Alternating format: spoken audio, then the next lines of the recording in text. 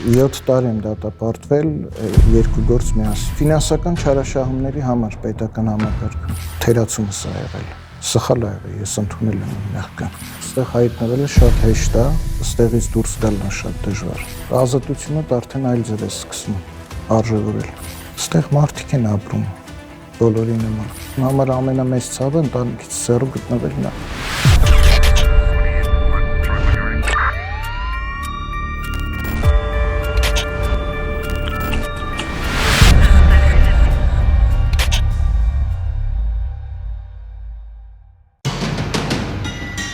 Անուր լրատվականը զրուցել է Նուբարաշենի բանտի դատապարտյալի հետ, որի անունը հարգելի պատճառներով չեն հրապարակում։ Վերջինս ազատազրկման է դատապարտվել պետական համակարգում ֆինանսական չարաշահման համար։ Այսօր ափսոսում եմ մեկ բանի համար ու խորհուրդ տալիս երիտասարդներին, պնդելով՝ երբեք մի ասեք երբեք։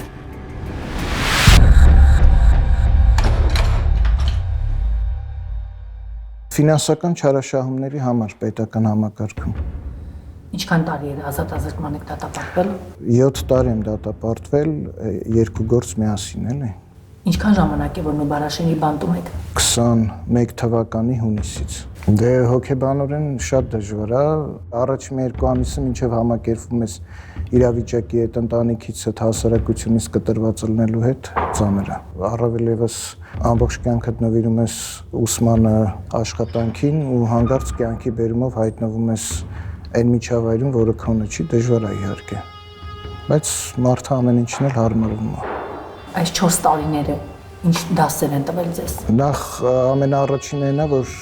որ ասում են երբեք մի ասա երբեք, դա միանշանակ գործում է կյանքում։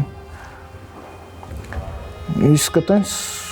քո շրջապատին ես սկսում ավելի ուրիշ ձև գնահատել, որոշ մարդկանց վերաբերմունքն ես հասկանում, այսինքն սենց ասած քո դերը իրենց կյանքում։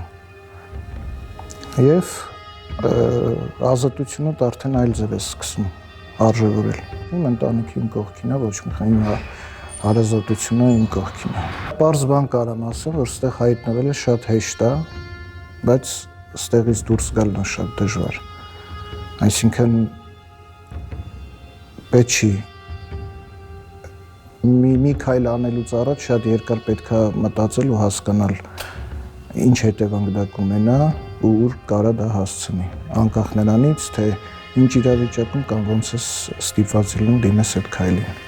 Միանշանակ խորհուրդ չեմ տա կյանքում դիմեն այնպես քայլերի, որը կբերի կհանգի սրան։ Դուք որտեղ սխալվեցիք։ Ուղղակի այն ժամանակվա համակարգի կամ ապրելակերպի վրա։ Ուղղակի այն ժամանակ կային բաներ, որ ինչ որտեղ թույլատրված էին, որը հեղափոխությունից հետո արդեն չի թույլատրվում, որովհետև վերջը խոսում ենք պետության կայացման մասին ու թեկուզ եւ իմ համար էս պահին ծանր է, բայց ես գիտակցում եմ, որ պետության կայացումը իմ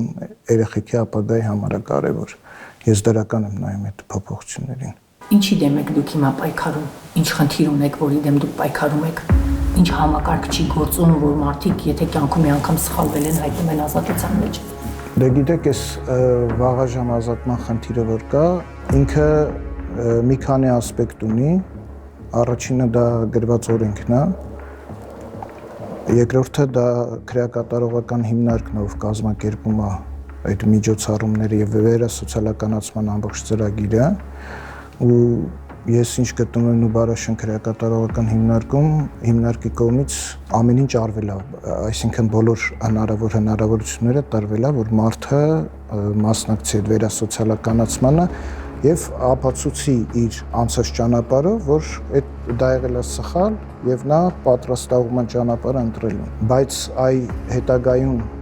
ովքեր որ գնահատում են քո անցած ճանապարհը եւ որոշում են կայացնում արդյոք արժանի է թե չէ, որտեղ ես օրինակ այս պահին խնդիր եմ տենում։ Չգիտեմ իմ տեսած խնդիրը կլինի օբյեկտիվ, թե կարող է համարել որ սուբյեկտիվ է, բայց ամենայն դեպս ես խնդիր եմ։ Դե խնդիր եմ տեսնում, որ ես 4 տարի նույնիսկ զեկույցներում էլ նշում է, որ բացառապես օրինակելի վարքագիծ եմ դրսևորել, ոչ մի տուժ տուգանք չեմ ունեցել, ամեն տեսակ վերասոցիալականացման ծրագրերի մասնակցել եմ, այսինքն ամեն ինչ արել եմ ցույց տալու համար, որ ինչի համար դատապարտվել եմ, դա ուղղակի կյանքի այդ դրվագի թերացումս է եղել, սխալ է եղել, ես ընդունել եմ իմ մեղքը։ Կան դատապարտյալներ, որ ընդունում են իրենց մեղքը, հարցը դրա մեջ չի։ Հարցը նրա մեջ է, որ միևնույնն է դատական համակարգը ոչ թե նայում է քո անցած ճանապարհին, այլ որոշում կայացնելուց նորից վերադառնում է քո կատարած արարքին։ Այսինքն քո կատարած արարքը կոպիտ ասած վերջնական դատավճիռ է,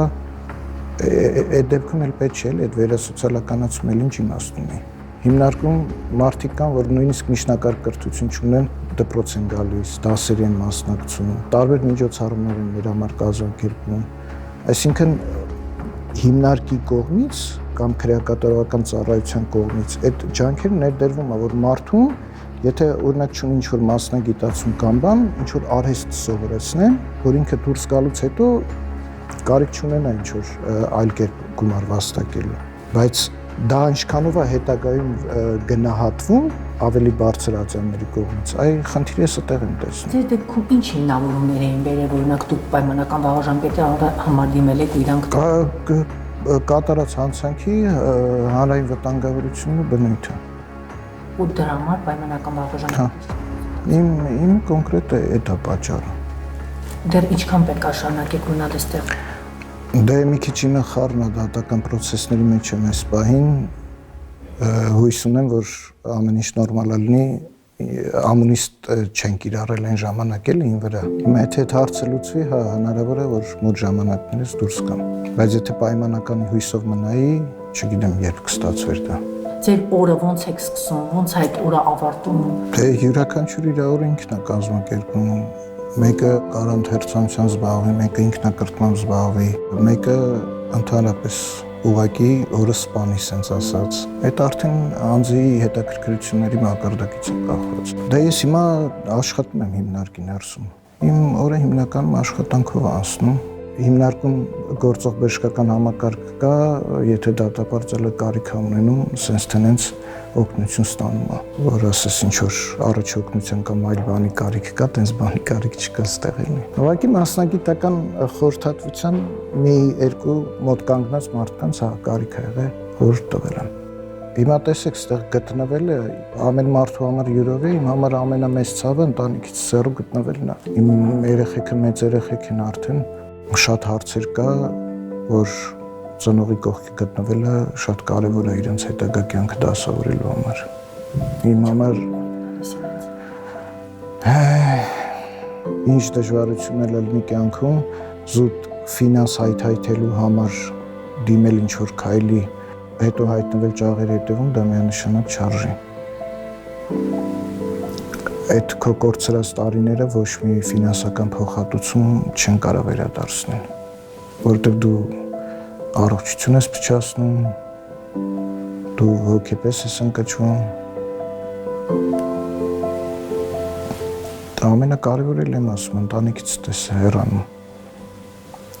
Դու քո երեխեքի մեծանալը, առօրյա մեծանալը,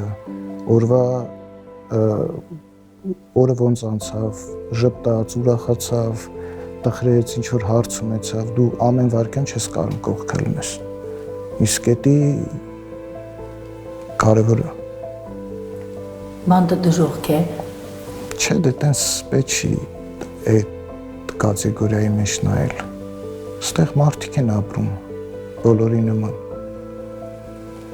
որոնք կյանքի բերումով ուղղակի հայտնվել են ստեղ։ Ամեն մեկը մի ճակատագրով։ Միակ խնդիրը եմ ասում, քո առօրյա կյանքից կտրվելն է։ Թե չէ մթնոլորտի առումով ամեն ինչ նորմալ է։ Երիտասարդներին ընդհանրապես խորհուրդ կտամ, եթե նույնիսկ կրթություն չեն կարող ստանան, թող ավելավ ինչ-որ արհեստի կամ ֆիզիկապես ծանր աշխատանքի արդյունքում գումար վաստակեն, բայց այդ գայթակղությանը չտրվեն էլի, ինչ-որ արագ ձևով չէ, խառնված եմ խոսում, մտքերս լրիվ ուրիշ տեղ է հիմա։ Ինչ կփոխեք, հենց այդ պահից, երբ որ դուրս եկաք ազատության մեջ։ Կյանքս պետք է դասավորեմ, այս կորցրած տարիներս պետք է վերականգնեմ։ Արդեն մեծ ծնողներ ունեմ, ծնողներիս կողքը պետք է լինեմ, ավելի շատ ինձ իրենց կյանքում կարևորող մարդկանց, եթե ինչ-որ չափով քիչ էլ կարևորել եմ իմ կյանքում, ավելի շատ պետք է սկսեմ կարևորել ու գնահատել։ Կան տենց մարդիկ։ Իհարկե, ոչ չկան։ Առաջերտին իմ ընտանիքն է, ծնողներս, կինս, երեխաներս, քույրերս, ինձ շատ մոտ կանգնած մարդիկ, ովքեր սրտացավ ձևով այս տարիները իմ հետ հավասար անցկացրել են, որտեվ մենակ դատապարտյալը չի, որ ջաղերի հետևում ինչ-որ դժվարություններ ա կրում հոգեբանական առումով էլ նկատի ունեմ, ընտանիքն էլ ա տանջվում այդ ընթացքում։ Մարդուն երբ որ օրենքով տրվում է հնարավորություն, որ ճիշտ ուղու վրա կանգնի, ասենք հենց այդ նույն վերասոցիալականացման ծրագրի մասին, ես ուղղակի կուզենայի, որ դրան իսկապես այն գնահատող համակարգերը դա կլինի պրոբացիայի ծառայություն թեով ավելի մի քիչ այլ աշկով նայեն։ Այսինքն մարդը կարող է, ես իմ վրա չեմ օրինակը բերում, շատ ուրիշ դատապարտյալների վրա եմ օրինակը բերում, կարող է նույնիսկ 5 անգամ հանցագործություն կատարած լինեմ, բայց մի օր մարդը կարող է որոշի, որ վերջ հերիք է էլի արդեն։ Ես ուզում եմ այլ կյանքով ապրեմ։ Այդ մարդուն հնարավորություն պետք է տրվի վերջի թե չէ։ Թող մի հատ ավելի ճիշտ գնահատման համակարգ ստեղծեն, մեկին ասեն, որ դու այս X ճանապարհը պետք է անցնես, որպեսզի հնարավորություն ստանաս,